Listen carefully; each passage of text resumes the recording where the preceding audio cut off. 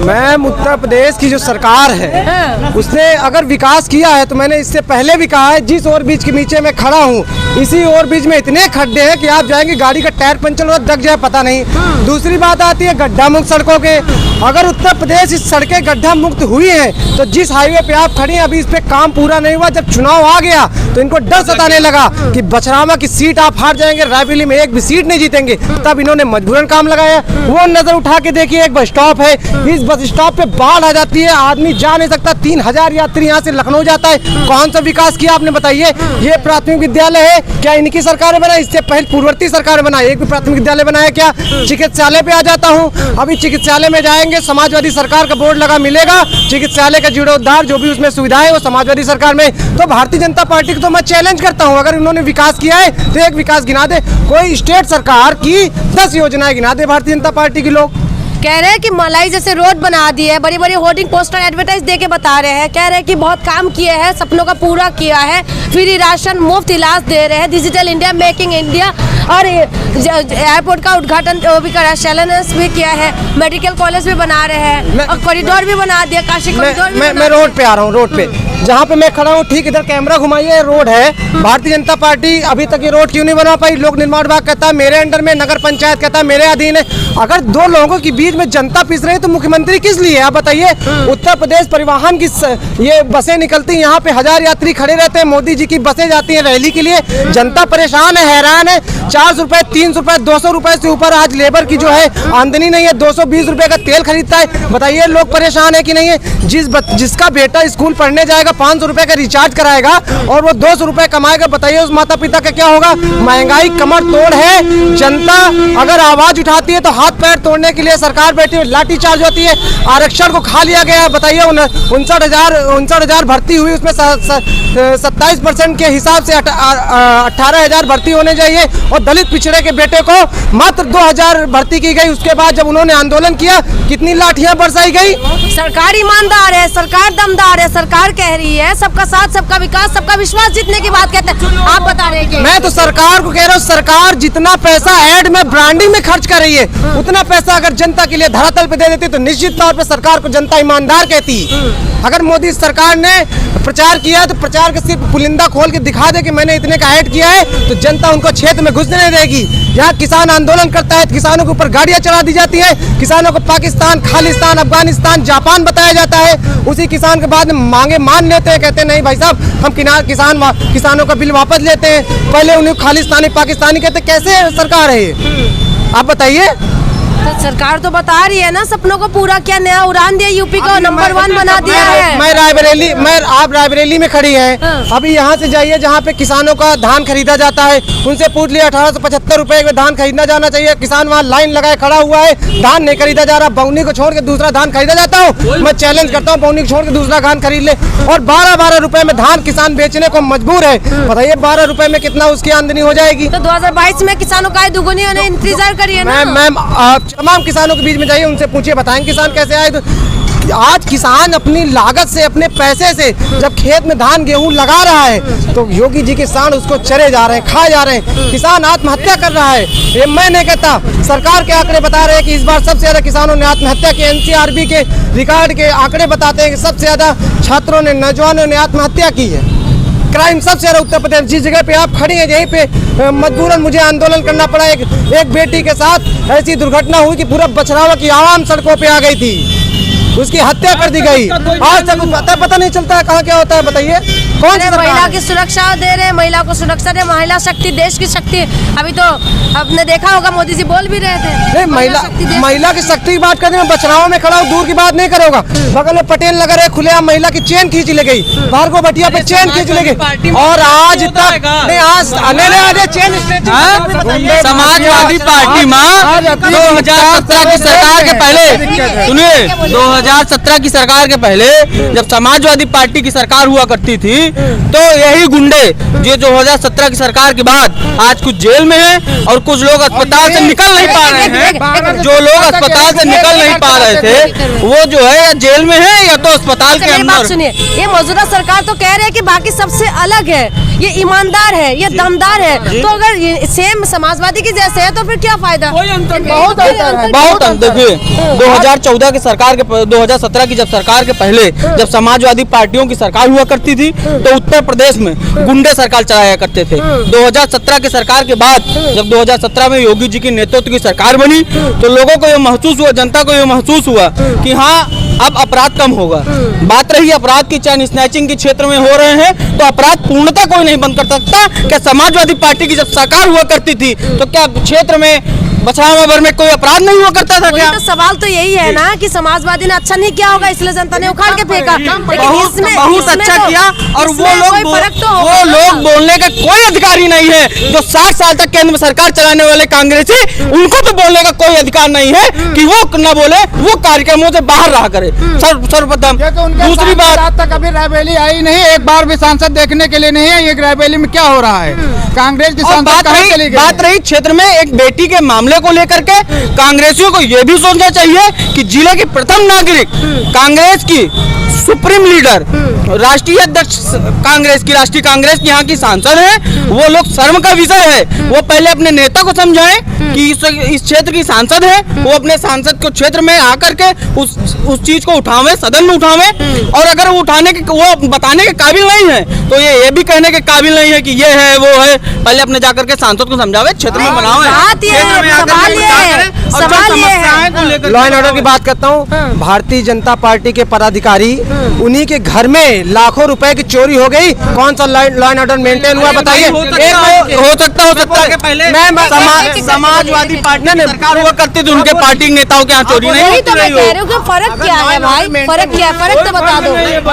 कोई फर्क नहीं पहली पहली बार ऐसी सरकार आई है जो सत्ता में बैठकर जवाब नहीं देना चाहती है। वो 70-80 साल का ढिंढोरा पीटती। बताइए ना, सरकार में रहते हुए आपके एक मंत्री का बेटा गाड़ी चला देता है, उसके बाद जांच होती, जांच में निकलता है कि उसकी बंदूक से फायर हुआ और अपने मंत्रियों की हत्या प्रतापगढ़ में जबरदस्ती करा दी जाती है। और सुनिए, बता रहे आप तो सिमिलर बता रहे हैं कि उनकी सुन लीजिए, समाजवादी पार्टी की सरकार में उसको क्लीन चिट दी जाती है। भारतीय जनता पार्टी की सरकार में सेंट्रल के गृह मंत्री का लड़का जेल में बंद है।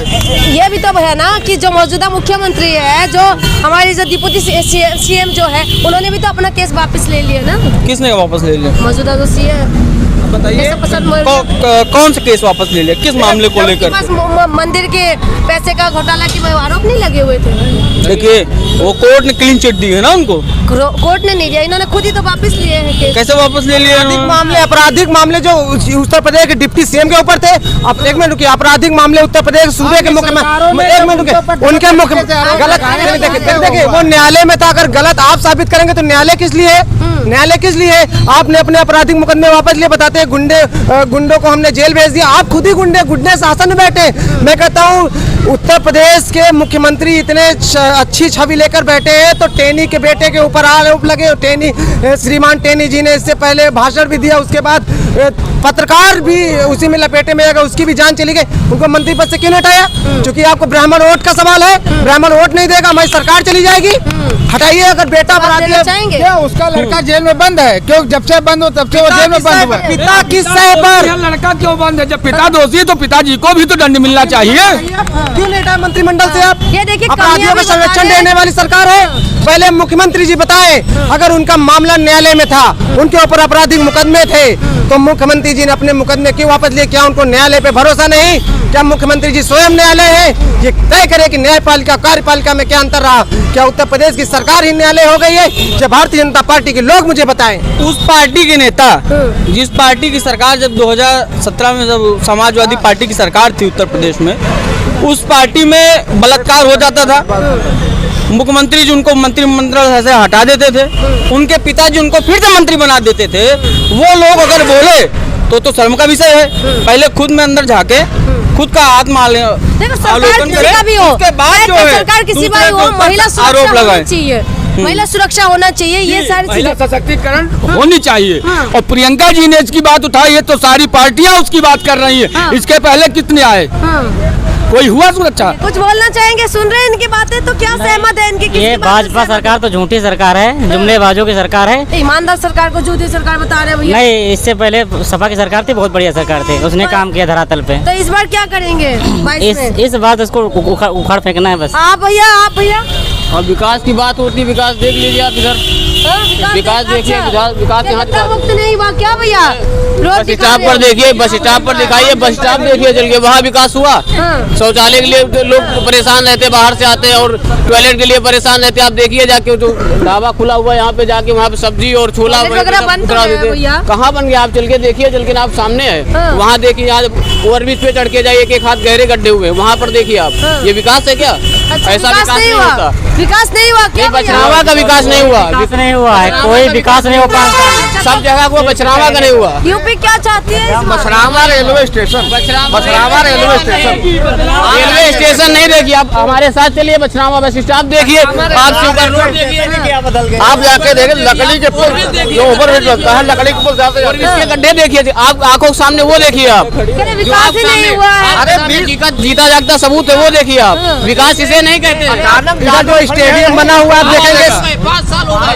ये जो स्टेडियम बना बछरावा रेलवे स्टेशन, इनको जाके दिखा दीजिए, भाई साहब को दिखा दीजिए। विकास होता है यहाँ की रोडों से, विकास होता है। और रेलवे स्टेशन भी तो अच्छा होना चाहिए। नहीं, बस स्टॉप इसलिए नहीं बना, बस स्टॉप इसलिए नहीं बना, बस स्टॉप इसलिए नहीं बना क्योंकि उसका मुकदमा न्यायालय में विचाराधीन है, इसलिए उसको बनाया नहीं गया। ये शुगर रोड का मामला है, अभी क्लैंपिंग हो चुकी है, खंबे हटा दिए गए हैं, और जल्द ही इसका बजट भी पास हो गया है। बहुत जल्द जो है रोड बनने वाली है। चुनाव जब चुनाव आता है तब होता है। पानी 9 महीने में नहीं हुआ तो 3 महीने में क्या होगा? पानी टंकी रोड आज बनी 1 महीने पहले, 5 साल बाद कॉलेज बना समाजवादी पार्टी की सरकार में, ITI का सलेतू का स्टेडियम, 220 kV का बिडारू में पावर प्लांट बना, ठीक है, बछरावा में लिस्ट निकाल ली है। मैंने पूरी लिस्ट में समाजवादी पार्टी की सरकार में जो काम हुआ लिस्ट बना रहा हूँ, ये देखिए। और एक दर्जन से ज्यादा नलकूप सिंचाई के लिए सरकारी योजना अखिलेश यादव जी ने दी। अभी यही खड़ी 15 मिनट खड़ी रहेंगे, 102, 108 और डायल 100 सुविधा हमारे अखिलेश यादव जी ने दी, हमारे नेता ने दी। आपको सड़क भी दिख जाएगी। भारतीय जनता पार्टी के लोग बता दें कहाँ पे विकास हुआ। जन्नत की सेवा आप देखेंगी, बढ़िया सी बसें समाजवादी सरकार में यासीर शाह जी परिवहन मंत्री थे, उन्होंने दी। तो भारतीय जनता पार्टी तो अपना विकास कर रही है। हर जिले में जाइए, एक टाप की बिल्डिंग बनती हुई दिखेगी, उसमें लिखा होगा भारतीय जनता पार्टी कार्यालय। वो कार्यालय की जगह हॉस्पिटल बना देते हैं एक जिले में, 200 बेड का बढ़िया। जो स्वतः करोड़ों रुपए लगा करके केवल अपने पार्टी के नेताओं के पार्क बनाते थे, वो लोग अगर भारतीय जनता पार्टी का कार्यालय बन रहा है तो उनको क्या दिक्कत है? देखिए पार्क नहीं, मैं इस देश में जनेश्वर मिश्रा जी को लोग आदर्श मानते हैं। हम जनेश्वर मिश्रा जी को आदर्श मानते हैं। अगर हमने देश के पर्यटन के लिए अगर जनेश्वर मिश्रा जी के नाम से पार्क बना लिया तो इनको क्यों दर्द होता है? एशिया का सबसे बड़ा पार्क उत्तर प्रदेश में बन गया तो इनको क्यों दर्द होता है? इकाना स्टेडियम बन गया तो इनको क्यों दर्द होता है? डायल 100 सुविधा, वुमेन पावर सुविधा अखिलेश यादव जी ने दे दी तो इनको क्यों दर्द होता है? मैं एक घटना को उदाहरण देता हूँ। देखिए, ये देखिए, ये उत्तर प्रदेश में विकास देखिए अखिलेश जी की देन है, जा रहा है, देख लीजिए। ये एम्बुलेंस सेवा अखिलेश जी की है, ये भारतीय जनता पार्टी की नहीं है। इनका काम जुमला देना है, इनका काम हिंदुस्तान, पाकिस्तान, जापान बोलना है, और राष्ट्रवाद लेके ये जेब में घूमते हैं। इन्होंने राष्ट्रवाद को ले रखा है और इनका कोई विकास नहीं करता। जो भारतीय जनता पार्टी में है वही राष्ट्रवादी है। जो विकास का बात कपड़ा जो राष्ट्रवाद की बात करेगा वो भारतीय जनता पार्टी में बात करेगा, विकास की बात करेंगे हिंदुस्तान, पाकिस्तान, जापान, बस ये विकास की बात करिए। मैं कहता हूँ भारतीय जनता पार्टी ने इतना विकास किया, अगर किसानों की आय 15 दिन बाद 2022 में दोगुनी होने वाली, तो वो आइडिया, वो फार्मूला तो बता दे जनता की। तमाम लोग खड़े हैं, वो फार्मूला बता दे। नहीं हुई, लेकिन उस जैन की कानपुर मसाला व्यापारी की आय कई गुना हो गई। 5 साल बाद। उसमें ये भी तो दिखाई दे रहे थे ना कि उनके जो शिखर की उसमें इंस्टाग्राम में तो मोदी जी का फोटो भी दिखाई दे रहे थे। हम क्या कह रहे हैं, मोदी सरकार में ये काम हो गया। समाजवादी इत्र क्या मोदी जी के इशारे में बनाएगा क्या? मैं बता रहा हूँ। एक पार्टी को लोगों को लेकर के अगर कोई सामग्री बनाएगा उसके लिए मोदी जी कहेंगे वहाँ दिल्ली से। सरकार किसान सम्मान निधि क्या सपा और भाजपा वालों को देख कर दे रही है, या फिर जो भी गोल्डन कार्ड बने तो पार्टी लेके नहीं दे रही है? 2017 के पहले अगर किसी की बेटी जो शिक्षा के क्षेत्र में पढ़ती थी उसको, कोई अगर हिंदू है तो उसको 20,000, कोई अगर मुस्लिम समाज की है तो उसको 30,000। इस तरीके के भेदभाव को, इस तरीके के समाजवादी पार्टी के नेता भेदभाव करते थे, उसको पूर्णतः अगर खत्म किसी ने किया है तो माननीय योगी जी ने खत्म किया है। और कई इनका कहना है कि सबको बराबरी नजर से देख रहे हैं। 18 लाख लैपटॉप अखिलेश यादव ने जी दिए हैं। मैं चैलेंज करता हूँ, यहाँ पे बता दे किस मुस्लिम हिंदू को बंटवारा करके दिया। चैलेंज करता हूँ इनको। और कन्या विद्या धन जब माननीय हमारे नेता अखिलेश यादव जी ने दिया तो किस बहन बेटी को नहीं मिला, यहाँ लाके खड़ा कर दे, मैं राजनीति छोड़ दूंगा। चैलेंज करता हूँ उनको। अभी आपके मीडिया चैनल सामने लैपटॉप जब दिया, आप आंकड़े निकाल करके देख लीजिए। जब शिक्षा क्षेत्र में कोई हिंदू समाज की बेटी बढ़ करके आगे बढ़ती थी तो उसको प्रोत्साहन राशि के रूप में 20,000 रुपए दिया जाता था, और वहीं मुस्लिम समाज की कोई बेटी अगर पढ़ के आगे निकलती तो प्रोत्साहन राशि के रूप में 30,000 रुपए दिया जाता था। दो समाज के अलावा तीसरे समाज के लोग वहाँ नहीं गए, मुस्लिम यादव के अलावा तीसरा नहीं वहाँ पे गया है। जो जातिवादी समाजवादी पार्टी के सरकार में जो पुलिस, ये मानते हैं पुलिस भर्ती समाजवादी सरकार में, देख लीजिए। सुनिए और सुनिए, एक समाज और एक जाति का वहाँ वर्चस्व हुआ करता था, अगर वो खत्म किसी ने किया है तो माननीय योगी जी ने खत्म किया। इनको ये पता ही नहीं है जिस जगह पे रह रहे हैं, इनके घर के पीछे एक बेटी पुलिस भर्ती में हुई, वो भी इनके समाज की समाजवादी पार्टी की सरकार में हुई। बगल में एक गांव कसरावा, इनके समाज के एक बेटा पुलिस भर्ती में हुआ। अभी मोहनलालगंज में पोस्टर इनके समाज का, बताइए क्या मुस्लिम है? बताइए बात नहीं होती। फिर अगर मैं गिने चुने लोगों की लिस्ट कर रहा हूँ तो लिस्ट पेश कर दे कि मुस्लिम हिंदू को बंटवारा किया। इनका काम है धर्म के नाम पे। सरकार में सबसे ज्यादा भ्रष्टाचार हुआ है, ठीक है। अगर पुलिस वाले की हो रही भर्ती तो सबसे ज्यादा यादव, टोटल यादव। और ये जो मंदिर बना है अयोध्या, जब भाजपा बन सकता है तो कांग्रेस आई, बहुजन समाज पार्टी आई, सपा आई, ये लोग क्यों नहीं बना पाए? मंदिर तो भैया माननीय सुप्रीम कोर्ट का ऑर्डर है ना, उनका किया तो है, लेकिन ये लोग ने आगे क्यों नहीं आए? हमारे देश की सबसे बड़ा न्यायालय वही है, सरकार का थोड़ी ना। और सुनिए, सपा की सरकार है हम, अगर किसी का रेप होता है, अगर किसी की जमीन हड़पी जाती है तो सबसे ज्यादा हुआ है सपा सरकार में। सुनिए पार्टी के नेता, उस पार्टी के नेता, जिस पार्टी के राष्ट्रीय अध्यक्ष इस तरह का बयान दे, उस पार्टी के नेता अगर के चौराहे पर नेतागिरी करे, ये शर्म का विषय है। हम बताएं आपको लखनऊ की बात। यादव कह रहे हैं कि मेरी सरकार आ जाए, इनकी जमीन में ले लूंगा जबरदस्ती। ये पक्का है, 100% सही है। हम एक नहीं 10 यादव हैं, बोल रहे हैं कि मेरी सरकार आ जाए, मेरे भैया भाभी की, तो मैं इनकी जमीन ले लूंगा। अच्छा, काफी जमीन जीएस है। बोले कहने का मतलब है भ्रष्टाचार से मुक्त हो गए आपके हिसाब से। हम बताएं आप सरकार किसका बनाएंगे? बीजेपी 100%। बीजेपी का बनाएंगे आप? किसका बनाएंगे? बीजेपी आप भी बीजेपी आप? और सुनिए बीजेपी आप भी बीजेपी?